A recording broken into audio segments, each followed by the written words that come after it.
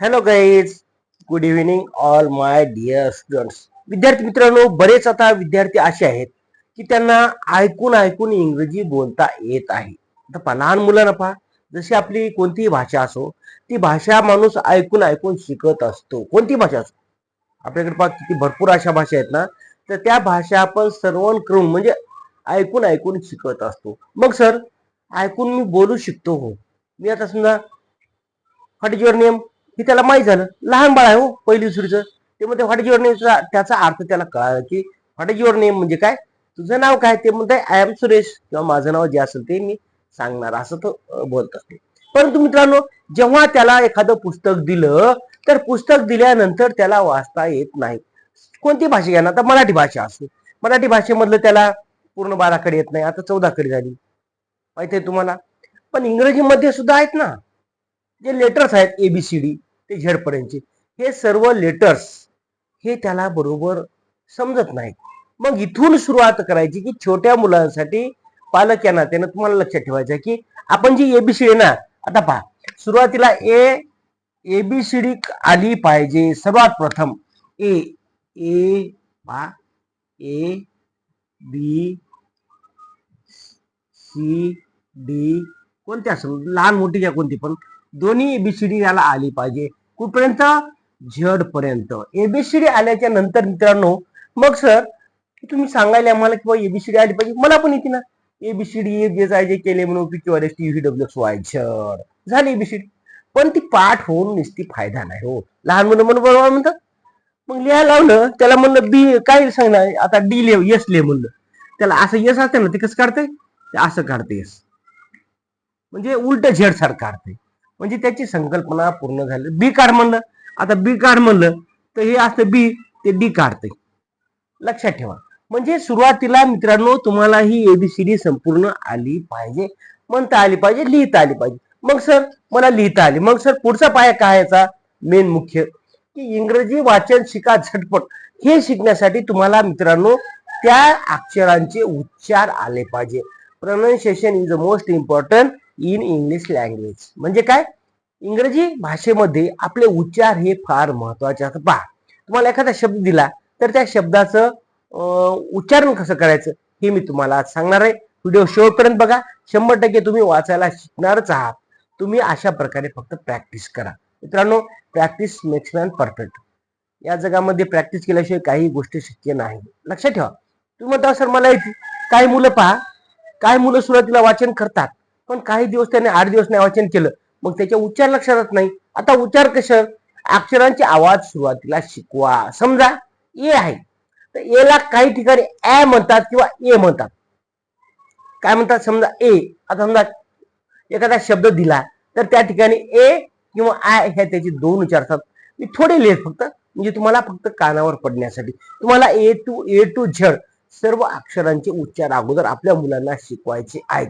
मग सर त्या ठिकाणी स्वर कोणते आहेत, आता पहा, ए ई आय ओ यू हे 5 स्वर आहेत आणि बाकीचे व्यंजन आहेत.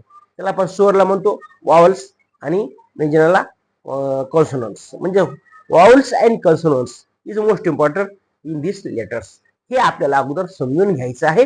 मग सर प्रत्येकात पहा, ए ई आय ओ यू हे मी एक मुद्दाम बाजूला लिहिलेत, नंतर इकडे व्यंजन लिहिलेत. मग सर याचा उच्चार काय होता, ए किंवा ॲ होतो. ईचा उच्चार ए किंवा ई असा होतो. आता तुम्हाला एखादा शब्द दिल्यानंतर तुम्हाला ते लक्षात येणारच आहे. त्याचबरोबर आयचा उच्चार ई किंवा आय होतो. नंतर ओचा उच्चार हा अ कधी होतो किंवा अ होतो. ऑरेंज आहे का ना, अ काय याला अ, ऑरेंज आहे का ना.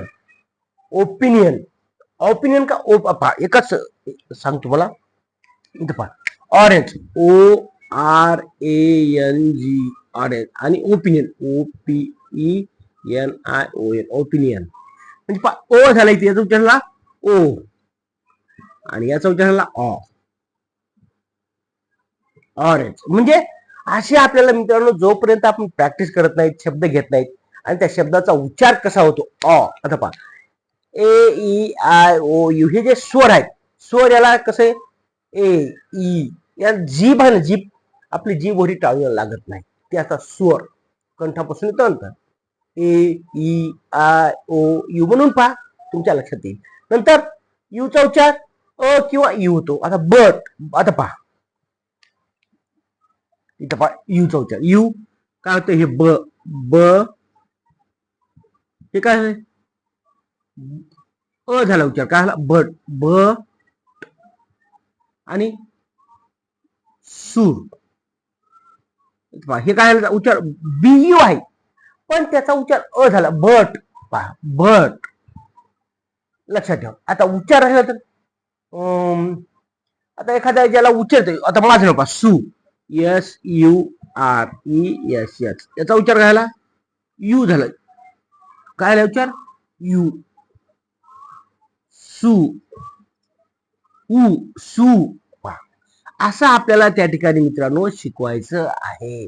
मग हे तुम्हाला आलं उच्चार, आधी त्याचा आवाज ओळखायला पाहिजे, काय त्याचा साऊंड.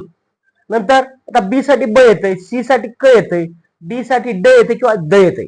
आता Dadarao, D A R A ओ, दादाराव म्हणजे काय दादाराव होतील का, नाही तर पहा दादाराव. नंतर यांचं न होते, लहान किंवा बालाचं न होते. नंतर यश साठी स, आता म्हणजे मी तुम्हाला दिले, पण अजून भरपूर जे होते जवळपास अजून 16 अक्षर आहेत, त्याचे पण उच्चार मी एका व्हिडिओमध्ये घेतले. मग सुरुवातीला पालकांनो तुम्हाला काय करायचंय की आपल्या मुलांना याचे स्वर आवाज म्हणजे कसे निघतात ते शिकवायचंय.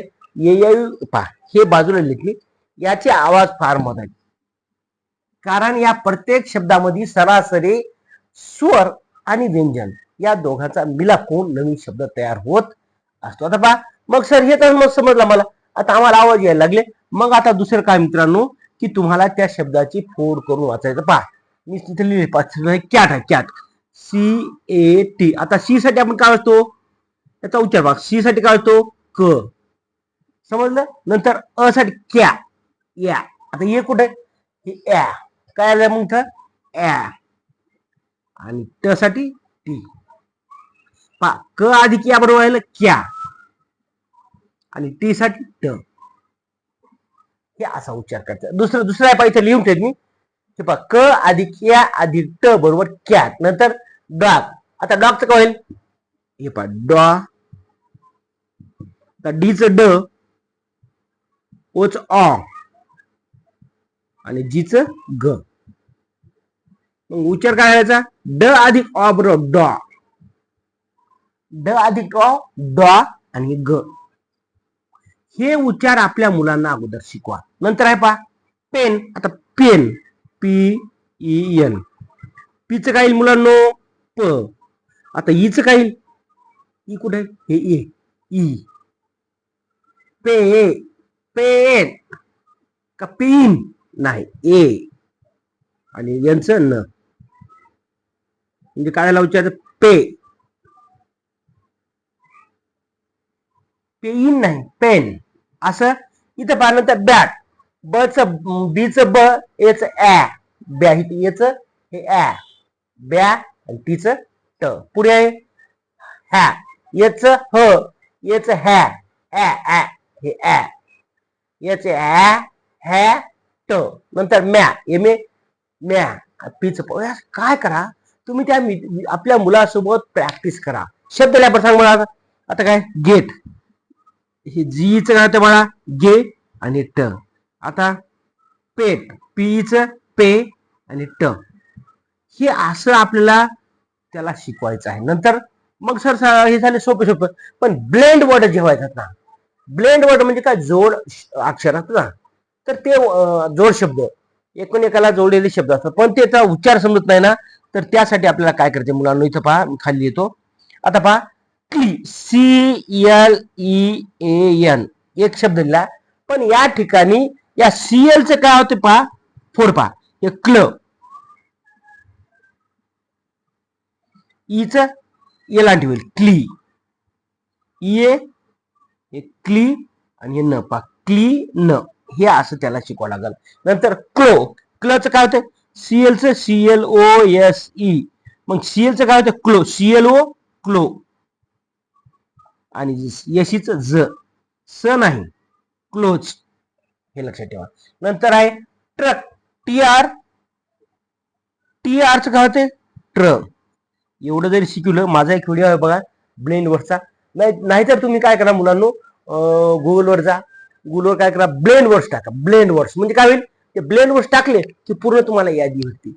टीआरचं टर, सीआरचं सीएलचं क्ल, सीआरचं क्र, क्रॅश आहे का नाही, ट्रक, नंतर एफ आरचं फ्र, एफ आर वाय फ्राय, नंतर स्मोक, SMO स्मोक, स्मच काय SM स्म, स्मोक, नंतर क्राय, सीआरचं क्र. म्हणजे असे ब्लेंड वर्ड तुम्ही आपल्या मुलांना शिकवा. 100% तुमचा मुलगा एका महिन्यामध्ये असं इंग्रजी खडखड वाचतो. मग सर हे कुठून पाहू, आता सांगितलं, क्रोमवर जा, गुगलवर जा, लिहा ब्लेंड वर्ड्स. मग तिथे यादी येते, यादी आपल्या मुलापाशी लिहून द्या आणि त्याला मला पाठ करवा. SL नाही CL क्ल, CLASS क्ल, CLचं काय झालं क्ल, CLASS क्ला, CLA क्लास आलं.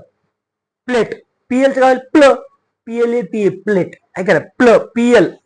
म्हणजे जेव्हा जेव्हा मित्रांनो, जेव्हा जेव्हा पहा, जेव्हा जेव्हा दोन व्यंजन जेवढे होतं पहा, इथं सरासरी व्यंजन आलं, व्यंजन स्वर आहे का इथं, CLचं नाही, इथं स्वर आहे का नाही, इथं पहा, हे व्यंजन हे व्यंजन, हे व्यंजन हे व्यंजन, हे व्यंजन हे व्यंजन, हे व्यंजन हे व्यंजन, हे व्यंजन हे व्यंजन, हे व्यंजन हे व्यंजन, म्हणजे सरासरी. बरं सगळ्यात सांगलो की जेव्हा दोन व्यंजन एकत्र येतात ना, तेव्हा त्या ठिकाणी ब्लेंड वर्ड तयार होत असतो, हे लक्षात ठेवा.